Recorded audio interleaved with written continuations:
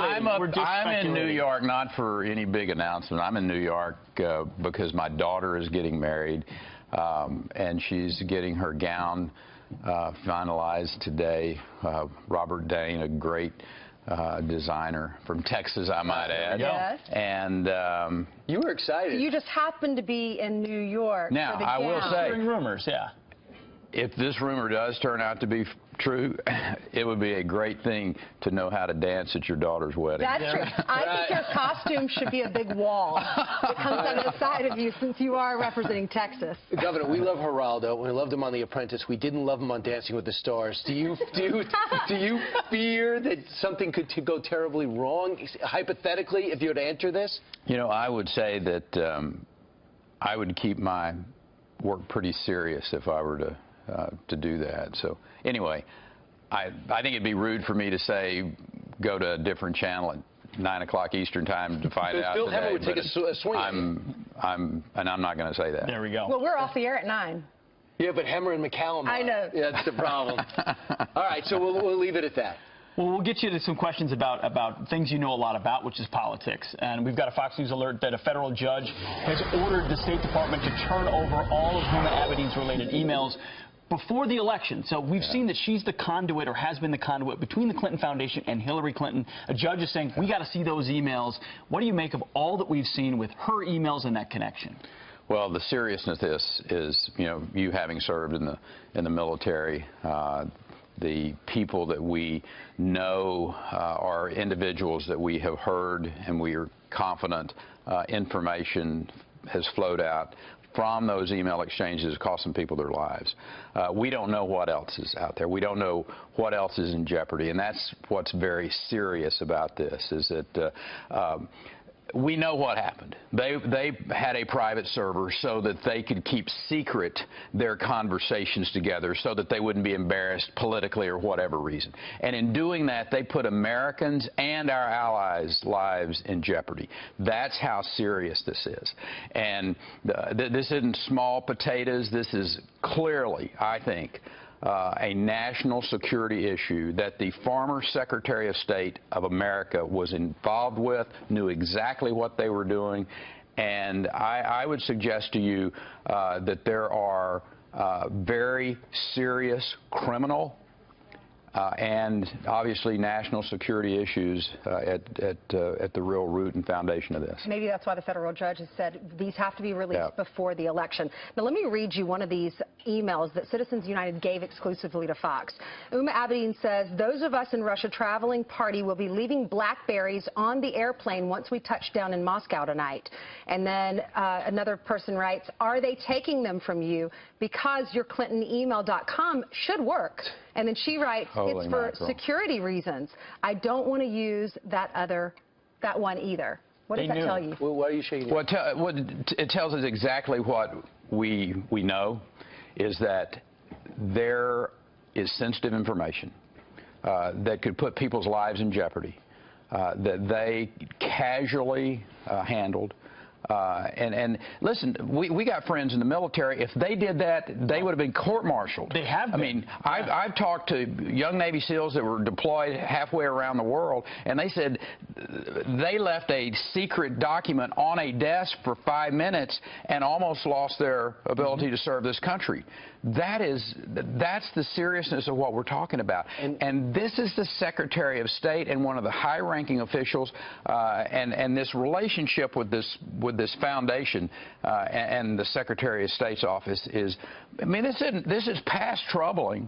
I mean, from my perspective, I think you lose all confidence in an individual who will handle material like that and then stand up in front of us and say, I want to be your president. They say over and over again, this is a job interview, and the debates are a job interview. How's the job interview going? If you want to know how you'll be as president, we could look at how you were as Secretary of State.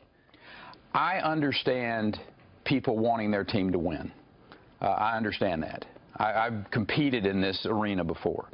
But when you start talking about our young men and women in the military's lives and casually dealing with information that could literally cost them their lives. You said it has. In what way do you know Well, that? the Iranian scientists, for one,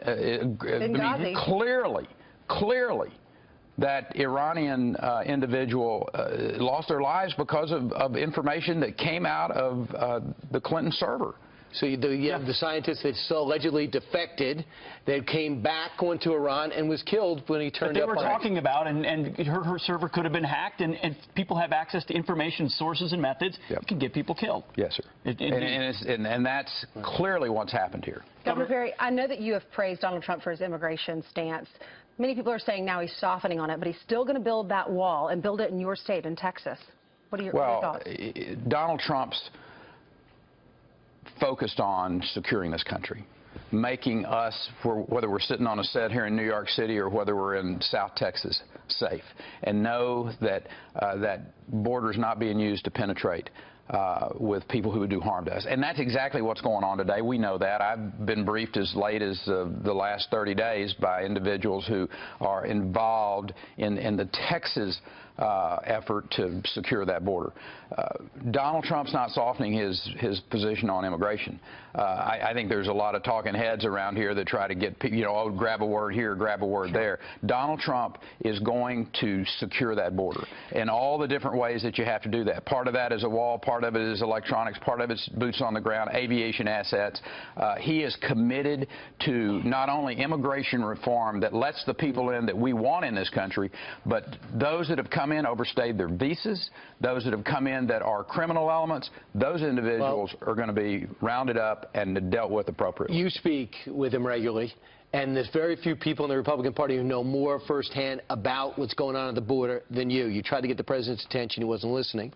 You know you can't build a wall. Physically, you can't build a wall from the entire through Arizona and through Texas, right? And you got eviscerated 4 years ago when you were running for president because you said you wanted to give some students, illegals who grew up their whole lives, in-state tuition breaks.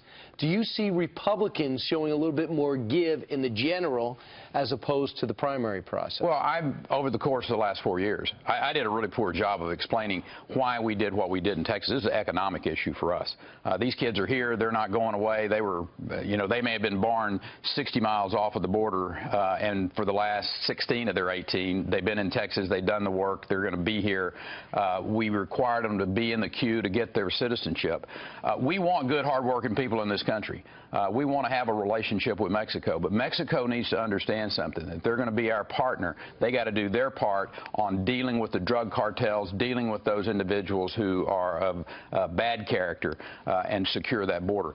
Donald Trump will secure the border. Donald Trump will do the things that's required to make sure that Americans know that they are safe and that that border is not being used to be penetrated by individuals who do harm to us. Governor, we've got to get your comment on a story that's going across the nation right now. You remember the Dallas Cowboys want to put a decal on their helmet supporting the Dallas police? Well, in the NFL, you've got Colin Kaepernick, another football team, another quarterback. They were told no, by the way. They were told no, that they couldn't put a decal on their helmet. Colin Kaepernick has said, I'm not going to stand for the national anthem because of what it represents, an oppression. What do you think about his protest that he says he's not even going to stand for the national anthem in week 1, which is the week of 9/11? Well, all of us make decisions in our lives. Kaepernick has made one. I don't agree with it. The reason I wear this blue American flag is because I want to stand up with our men and women of law enforcement. For some reason or other, he doesn't understand that we have laws in this country, and that if there are law enforcement that have done harm to individuals, it's addressed. But the message he's sending is that somehow or another our police officers are bad people and they're out there looking to do harm to minorities, and that's just a false narrative. And for that one, I would suggest Mr. Kaepernick needs to apologize. If he wants to sit during the national anthem, you and I fought for his right to do that, and there are men and women around the globe today that will continue to do that. I don't think it's smart. I don't think in 20 years, as he looks back on this and he looks at his career and his life, that it's one of his proudest moments. Thank you, Governor. Thank you very much. We wish you all the best.